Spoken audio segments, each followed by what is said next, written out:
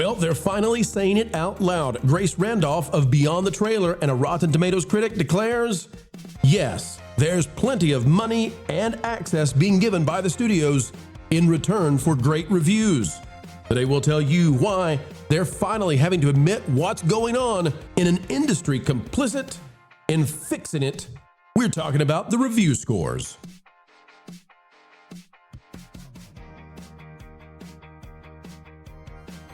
Hello folks, hello friends, welcome back yet again. Another video of excellence on the way today as we dive deep into the Hollywood halls of Hollyweird, a PhD level of understanding into what's really going on. And no, there is no tuition for all have joined us on scholarship today. As we dive in, click the like button, we'll get underway. Grace Randolph, what do you have to say? Grace Randolph is saying the quiet part out loud. Now it's known, AKA Mac, sharing this with us. She squashes. Or is it squashes? No, it's definitely squashes. She squashifies the tomato meter. I pronounced every one of those words exactly correctly. Here's what Grace has finally said, and I love, folks, I love that this is now just being admitted out loud. She's talking about Michael Jackson, the new show that's coming out, the big movie, Michael's Rotten Tomato score. And you can see she's gone through, well, people are finally talking. My review will be Thursday, final Rotten Tomato score, premiere versus premiere. And I don't know, I mean, she's got it scheduled. So I guess she wanted to say this, but we've been waiting forever for people who are part of this, who have been part of the party to just come out and say, yeah, this is how it works, is what Grace says. You know, Rotten Tomatoes has really weaponized critics' reviews, right? Thanks, Bubbles. But influencers, and I don't think this is going to last for very long because influencers are always positive. It's their job to like everything that they're paid to like. You know, they're hired. I mean, they're not always hired, but, you know, they want to keep getting invited back so they can keep posting from these sorts of events, right? Like, it's very short-sighted if an influencer says, oh, this movie sucked, but then they don't get invited to any more premieres. What does that do for content for their social media? Now, we may actually play parts of this again. I want to dissect this, but what's amazing is she's right, and at the same time, the whole system is wrong. The reason that channels such as this one, the reason that voices such as Jonas J. Campbell and Nat from Nat and the Guy have become trusted sources in this space is because you're willing to say what you actually believe. Authenticity is the currency of the day with audiences. So yes, if you want to be invited to the pretty stuff with the nice little glasses and the tchotchkes and all of that, you can do what the corporation tells you to, become a shill. But the problem is people are sniffing out the shills now. They know the game. They know how it's played. And the fact that we literally say, no quid pro quos, we won't accept anything. We're going to pay the ticket prices. We're going to pay for the popcorn bucket. If we review it, we're going to drop the dough on it. I think that has been one of the big difference makers in how people perceive us. Even to the point, and Nat, I want to talk to you about this and see what your thoughts are. Even to the point, we've had people push upon us, press upon us. You need to have brand deals. And I'm not trying to disparage anybody who has them. And I come back and I say, we can't do that. We can't do that because we might review that. Like, we can't do a brand deal with somebody that we're going to cover. But the big push, the way the industry works, is that way, Nat. And everybody has known it. This has been the not so hidden secret. The whole system is rigged. These people, even if they're not paid directly, they're paid by the fact that they have access. You want to interview the woman who's going to get you 1 million views on your channel? You want to interview the actress? Well, you're going to have to be invited. You know who invites you? The company you're about to review. You ever want to get that invite again? Do it the right way. Give us the positive score. Nat, Grace is saying what we've all known, but now it's out there for her audience as well. And I think for the longest time, it was easier for companies to do that because there wasn't such a big push within social media to be that authentic. Like we knew all influencers got brand deals, be it makeup, be it XYZ, but people got sick and tired of that when they saw that there were honest people out there that were willing to stick their neck out and say the actual truth. I don't know, I hope that, and I've seen some very certain companies that will allow anybody to review what they're, and sponsor them in a way, but to do an honest review.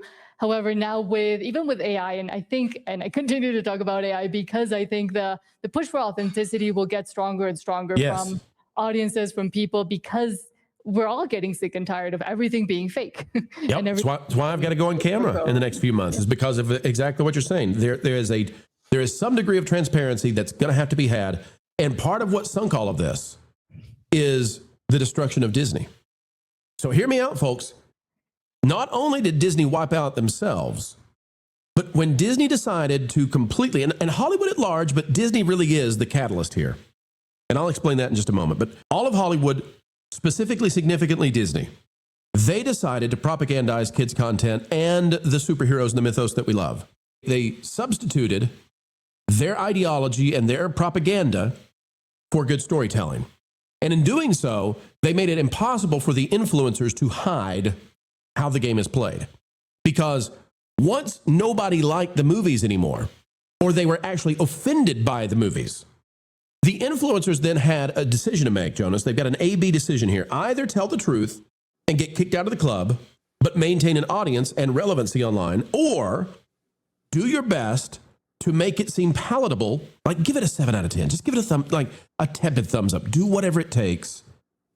But as this progressed, as Marvel kept going down, as Star Wars became essentially dead, and you can take this beyond, right? You can say as Star Trek became unwatchable, it became unwatchable. It became unreadable to pay attention to these influencers if they didn't jump ship. And that's put them all out there, Jonas. That's why they're turning on Disney now. No, I totally agree. When we look at everything that has been horrible, absolutely awful, they have to cling on to these other talking points that they're not trying to say representation necessarily. Some of them will outright say it, but you end up talking about things about the movie, around the movie, instead of the movie itself or the property itself. Or in some cases, they'll come out with an entire fan campaign that is, it's a subtle thing, but I don't know if you noticed, but most of the marketing or the conversation around Kenobi was actually about Moses Ingram, even though that show itself had Darth Vader in it. So I think there's two options, equal paths. We could either talk about somebody getting racist comments on the internet, that never happens to anybody ever, not to every single person who's ever been on the internet. Or we could talk about the return of Darth Vader and Hayden Christensen. And Disney chose, let's talk about the racial grievance, so that whenever you talk about our property, you're going to talk about racial grievance. Sorry, Rachel Grievance is one of the rejected Sith Lords from the sequel trilogy, I'm sure. So you get these channels that are dedicated to Star Wars, and if they want to continue to have the access to the parties and the quote unquote important people, they have to kiss the butts of the important people. So, there's a really great video that I saw recently of Adam Savage from Mythbusters sitting in the cockpit of the Razor Crest from the upcoming Mandalorian and Grogu, and watching those two people who've had a relationship with Lucasfilm sit there and talk about everything. That's great. You know what made that less for me? Seeing all these people who have opinions I don't care about also sit in there and talk to Jon Favreau or some random person there, because I realized, this is part of it, just PR campaign. This is not a genuine moment. This is manufactured to confuse me about the quality of the product. But you can also tell that this is, the whole ecosystem is falling apart, because they're not talking about the Mandalorian and Grogu right now in glowing terms. They know that's impossible to do. We haven't seen the film, but folks, the fact that they are already tepid in the way they're handling it suggests there's problems out there. This is why I think websites like Criticlist are so important, because Criticlist is not part of this system, this ecosystem where they're ginning up fake reviews and fake, shill takes in order to get you to go see something that otherwise you would not go see. And ultimately what happens, folks, what happens to Rotten Tomatoes? It becomes a useless tool. And a useless tool, well, that's not a tool. That's just a hindrance. And that's what Rotten Tomatoes is becoming. Here's what Grace has to say in addition to what we've already heard. So, not great. Not great. But yeah, it's something that I've seen, and a lot of other critics have noticed that a lot of, that's funny, little Milo. I am kind of in both areas. I'm a bit of an influencer, but also a critic. You gotta love Grace. I know, what is it, Daddy Pig from Peppa Pig? I know a little bit about that. Yes, I am both of those things. Of course you are, Grace. Oh, we love you. Grace, you're welcome to come to the channel sometime. But Nat, I don't see a difference. And that's, let me say, that's where I'm trying to be kind. That's the problem. I don't see a difference in most of the reviewers and influencers. I think the review is to influence, and almost always in favor of Hollywood, unless somebody has done something that has destabilized the Hollywood sensibilities, the East Coast, West Coast, super left bubble. If you do that, then they'll turn on you. But otherwise, they're going to tell folks, go, go, go, go, go, go, go, go, and ignore what offends you. And I think it will be very important and very prescient as audiences start picking, and they have already been picking, those true, honest people that talk about the issues and the problems. And we've seen it in even ratioing trailers, for example, or ratioing people, honest content creators and reviewers getting way more audience and way more positive reviews from audiences of themselves if they speak the truth and when they speak the truth, like this channel and many others that have been saying and screaming at the top of their lungs that there's an issue and that what those issues actually are, and even analyzing them. And eventually the influencers that do continue to shill for the companies lose that audience because the audience stops trusting them. And we've seen it repeated over and over again as well, where people get a huge audience because they're in this project with Disney or with whatever company and for this movie, and then they get a bunch of subscribers, and then they slowly fall off because they see that they only will say the positive things, even though it's blatantly obvious when there is an issue with the movie, the TV show, whatever. I specifically remember the whole Rings of Power marketing campaign where they brought in these influencers that, I mean, at least myself and many others had no idea who they were, while there were channels like this one and many others speaking the truth about the horribleness of the show and the marketing pushes that they were continuing to try to do for it. So I hope and I wish people do eventually realize and continue to realize that the truth is what they're actually interested in, and not the being able to be in with X or Y company, even though it gives you a benefit in the short run. In the long run, it's not beneficial to you as a creator that wants to stay truthful and honest. If you want to make money and want to have those opportunities, sure. But more and more, I think audiences gravitate towards the real people, both against AI, but also about the people that say the things as they are. The question I have now is, how long until they admit there were never Russian bots?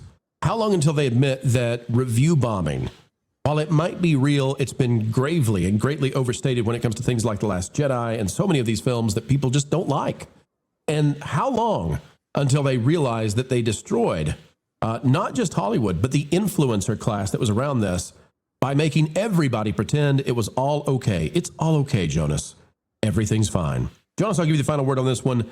Do we reach that point? Is there some point now where we admit, yeah, these things are damaged. These franchises are in trouble, and we played a part in it? No, I don't think anyone in Hollywood right now would admit to playing a part in that. No, because that's the whole game, is you don't admit, you find someone else to blame. I think what they would probably say is the last guy was the one who made this a problem, but we are going to fix it now. You know, we really hope that you felt this video was satisfactual. We know we had an actual good time participating and communicating with each and every one of you out there listening. It is a great honor. It is a great pleasure, even a responsibility to do this on a daily basis. You give us the dream job we love doing, and for that we can never say thank you enough. There's only one small favor we ask beyond what has already been done, and that is, folks, consider it. That is clicking the like button. Share, subscribe, click it, stick it to those pesky algorithms. It's the notification bell, and drop a comment right on down below. Let us know your thoughts, because your thoughts do indeed matter, no matter what the mainstream media would otherwise say. Folks, as we say every single time we end these videos, because we mean it, keep learning, keep growing, and keep having fun.